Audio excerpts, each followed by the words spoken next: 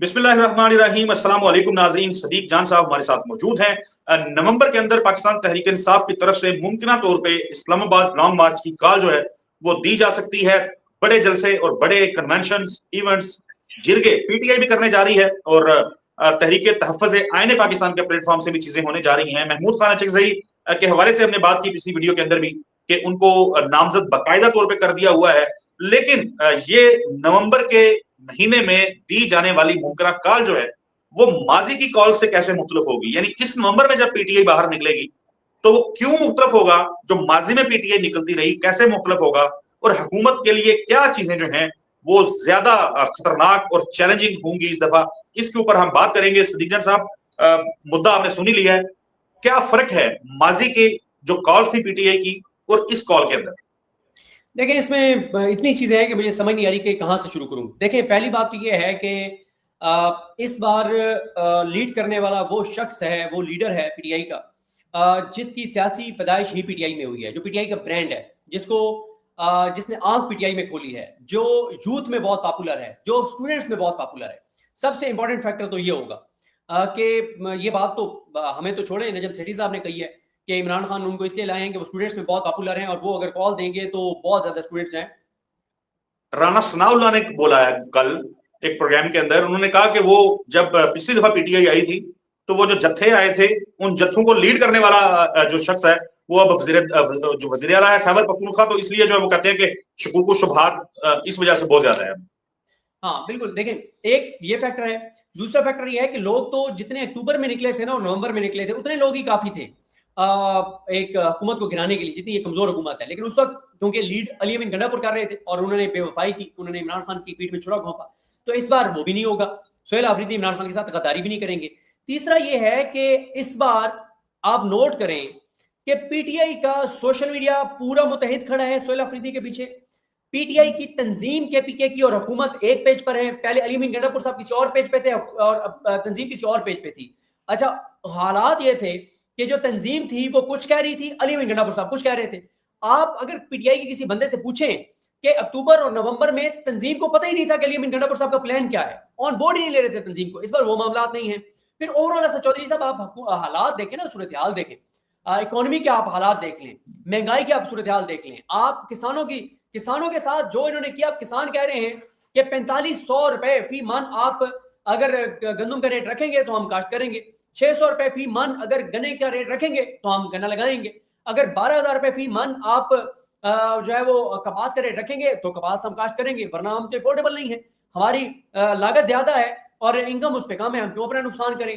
तो आप देख लें कि देखें असद चौधरी साहब, इसको ब्रॉडर उसमें देखें जरा। पाकिस्तान का कोई एक शोबा इस वक्त ऐसा नहीं है जो 9 अप्रैल 2022 से आगे गया हो। पाकिस्तान का कोई एक तबका ऐसा नहीं है इस वक्त जो हुकूमत के इक़दाम से खुशहाल और खुश हो। आप ताजिर देख लें, आप किसान देख लें, आप इंडस्ट्रियलिस्ट देख लें, आप तनख्वाहदार तबका देख लें। आप अभी बता रहे थे, वो अखबार में खबरें भी लगी हुई है कि तनख्वाहदार तबके ने बाकी सबसे ज्यादा टैक्स दिया है। ठीक है, ज्यादा आप अच्छा, वो अहम है, वो बड़ा अहम है। 3 मुख्तलिफ कैटेगरीज उसमें बताई गई कि होलसेल फरोख्त करने वाले, होलसेल के ऊपर चीजें बेचने वाले, रिटेलर्स, और फिर उस सबसे बढ़ के जो एक्सपोर्टर्स हैं, इन सब का टैक्स में ला लिया जाए तो जो सिर्फ तनख्वाहदार तबके ने टैक्स दिया है वो इससे डबल है, 2 गुना है। यानी ये वो शोबा जात है जहां से सबसे ज्यादा टैक्स की कलेक्शन होनी चाहिए थी, वहां से नहीं हुई। जो तनख्वाहदार तबका है वहां से निकाला जा रहा है। और पहली मरतबा सीखने से वैसे हमने देखा कि टैक्स अवाम की जेब से पैसा निकालने के लिए पेट्रोलियम लीवी की एक हद जो होती थी कि 70 रुपए से ज्यादा नहीं लेना, वो खत्म की गई। वो पेट्रोलियम के मद में जो टैक्सेस लिए जा रहे हैं वो एक अलहदा। और आपने अभी आपका शुक्रिया कि आपने ये जो भी किसानों वाली खासतौर पर गंदम की बात की, अभी 2 रोज पहले हुकूमत ने जो है वो प्राइस फिक्स की है। उसको इमदादी भी कह रहे हैं अपनी तरफ से, हालांकि हुकूमत ने गंदम खरीदनी नहीं है। पॉलिसी स्टेटमेंट यही है कि गंदम हुकूमत ने नहीं खरीदनी। 3500 रुपए फी मन हम रेट मुकर्रर उन्होंने कर दिया। तो जब हमने इसके ऊपर एक भरपूर सेगमेंट किया अपने प्रोग्राम में, हमने मुख्तलिफ किसानों से जब पूछा, मुख्तलिफ लोगों से बात की, तो बड़े हैरान थे लोग। वो कह रहे थे कि 3500 रुपया फी मन अगर गंदम की कीमत तय की गई है तो हमें क्या बचत होगी। यानी एक किसान जो है उसके पास, उसकी जेब में अगर 1,05,000 रुपया मौजूद होगा, मैं ये उन इलाकों की बात कर रहा हूं जो हमारे इलाके हैं, जनूबी पंजाब की खासतौर पर बात कर रहा हूं, 1,05,000 रुपया किसी शख्स की जेब में होगा तो वो 1 एकड़ काश्त कर सकता है, वरना वो काश्त नहीं कर सकता। वो ना खाद डाल सकेगा, ना वो पानी दे सकेगा, ना वो स्प्रे कर सकेगा, वो बिजाई नहीं कर सकता। बीज जो है वो लेने की सकत नहीं है। तमाम किसान पंजाब के कोई किसी इलाके में आप चले जाएं, लोगों से पूछें कि गंदम कैसे बीज रहे हैं, तो लोग किसी ना किसी से उधार पकड़ के, कोई जानवर खड़ा हुआ है वो बेच के, घर का जेवर सोना बेच के लोग गंदम का बीज इकट्ठा कर रहे हैं। डीएपी की कीमतें हो, यूरिया हो, गवारा खाद हो, अमोनियम सल्फेट हो, स्प्रेज हो, 6 पानी लगने हैं, यानी इतने अखराजात हैं, 1,05,000 से कम में गुजारा ही नहीं है उसका। तो फसल जो है अगर 3500 रुपए मन हो भी जाएगी तो किसान को तो फिर उसमें जाके उतनी बचत नहीं होनी जो 1 महीने की कम से कम उजरत है हमारे पाकिस्तान में, जो कि लोगों को नहीं मिलती, उतनी बचत नहीं हो रही। और जिस किसान ने, जिस गरीब आदमी ने ठेके के ऊपर जमीन लेके काश्त करनी है, किसी को हिस्से के ऊपर काश्त करनी है, और वो तो बेचारा अपनी कमर ही तुड़वाएगा, उसके पास तो कोई हल नहीं है, उसको तो कुछ नहीं बचने वाला। तो ये इस किस्म की तो चीजें हो रही हैं। सॉरी मैं इंटरप्ट करके ज्यादा बोल गया। नहीं, बिल्कुल आपने ठीक किया है, ये बहुत अहम इशू है। अच्छा, सैलाबज़दा इलाकों में जो 2 नंबरी हो रही है, लोगों का जो नुकसान हुआ है उसको उस तरह से माने नहीं जा रहा, उसकी सर्विस ठीक नहीं हो रही, जो असल डिजर्विंग लोग हैं उनकी लिस्टें ठीक नहीं बन रही, वो एक अलग मामला है। तो मैंने आपको कहा ना कि देखिए पूरे पाकिस्तान इकोनॉमी चल नहीं रही, बेरोजगारी आप देख लें, गुर्बत आप देख लें, हेल्थ के इश्यूज आप देख लें, सब ये अब बीएचक्यूज भी प्राइवेटाइज करने जा रहे हैं, ठेके पे देने जा रहे हैं। इससे पहले स्कूल जो है इन्होंने ठेके पे दे दिए हैं। मतलब हर तरफ इन्होंने ना तबाही फेर के रख दी है हुकूमत ने। अच्छा, एक चीज और आप देखें जिस पे हम पिछली वीडियो में आप बात कर चुके हैं कि टीएलपी जो है वो 19 नवंबर की भी उनकी कॉल है, 22-23 नवंबर की भी उनकी कॉल है। और मुरीद के वाक़े के ऊपर सबसे ज्यादा अगर कोई जमात बात कर रही है तो तहरीक इंसाफ बात कर रही है, इमरान खान बात कर रहे हैं, इमरान खान की बहनें बात कर रही हैं, के गवर्नमेंट बात कर रही है, तंजीम बात कर रही है, महमूद हसन अजगज़ई बात कर रहे हैं, अल्लामा राजा नासिर अब्बास बात कर रहे हैं। तो वो सेंटीमेंट्स भी पीटीआई को सपोर्ट करेंगे, वो लोग भी पीटीआई को सपोर्ट करेंगे। तो इसलिए इस बार अगर ये निकलेंगे तो हालात बहुत मुख्तलिफ होंगे। इस पर ये निकलेंगे तो ये लीथल कॉम्बिनेशन है। अल्लामा राजा नासिर अब्बास, महमूद हसन अजगज़ई, सुहेल आफरीदी, खुर्रम ज़ीशान, ये सारे यूथ, नौजवान, स्टूडेंट, मजहबी लोग, अब मतलब हर हवाले से देखें, पिछले 9 अप्रैल से लेके और आज तक, यानी अब आप देखें ना 2022, अब ऐसे समझें कि इनको जो है वो 4 साल मुकम्मल होने वाले हैं रिजीम चेंज को। आप मुझे बताएं इन 4 सालों में, इन 4 बरसों में कोई एक शोबा बता दें जो 9 अप्रैल 2022 से आगे बढ़ा हो। कोई एक तबका बता दें, मसलन रियल एस्टेट वाले कह दें, कंस्ट्रक्शन वाले कह दें कि यार हम इमरान खान के दौर में तो बड़े बदहाल थे, जब से शहबाज शरीफ आया तो क्या कहने, क्या बात है, बैरूनी सरमायाकारी बढ़ गई हो, 50 साल की कम दिन सतह पे आ गई बैरूनी सरमायाकारी। तो यही वजह है ना, यही वजह है कि बलदियाती इंतखाबात जो हैं, बलदियाती इलेक्शंस जो हैं, उसका सारा निजाम बदलने जा रहे हैं, बदलते फिर रहे हैं, उसको बार बार डिले करते रहे। अब कहते हैं कि जी वो जमाती बुनियादों के ऊपर हमने लोकल, यानी जब यूनियन काउंसिल लेवल पे जो होने हैं वो करवाने नहीं है, यानी वो जमाती बुनियादों पे नहीं होंगे। तो क्योंकि सबको पता है कि किसी ने वोट नहीं देना, तो फिर वही होगा कि लोग मकामी जीत के आएंगे और जिला काउंसिल और वो तहसील लेवल पे जब बन रहे होंगे तो खरीद के लोगों को तोड़ के फिर अपनी हुकूमतें बनाएंगे, यानी इस काबिल ही नहीं है कि अवाम में जा सके। बिल्कुल सही कह रहे हैं, लेकिन इसमें भी इनको मसला इसलिए होगा, मेरा नहीं ख्याल बलदियाती इलेक्शन पे मैं बड़ा क्लियर हूं कि ये नहीं करवाएंगे, क्योंकि बलदियाती इलेक्शन में जो सबसे बड़ा मसला होता है ना, वो गली गली में ना इलेक्शन ऑफिस खुल जाते हैं, कंपेन हो जाती है गली गली, महल्ले महल्ले, door to door.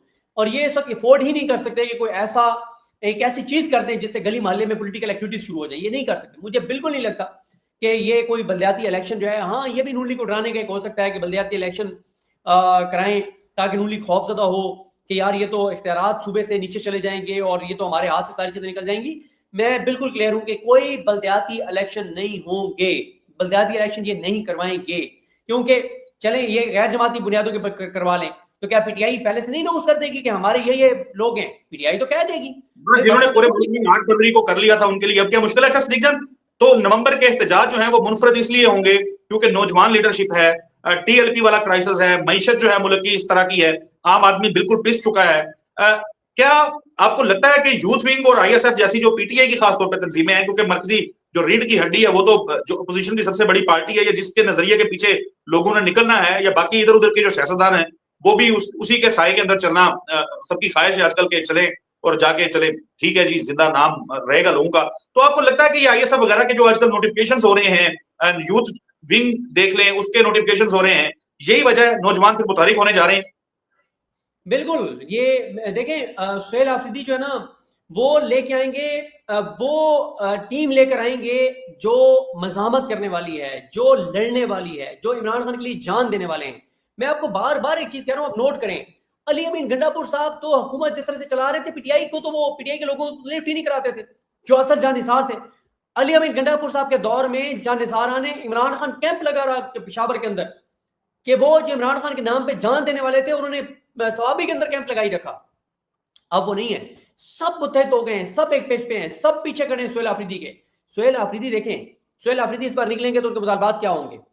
Aman, mines and minerals KPK के, अफगान पॉलिसी वफाक की, जिसका खुमियाजा केपीके भुगतता है, इमरान खान की रिहाई, 26 नवंबर मुरीद के।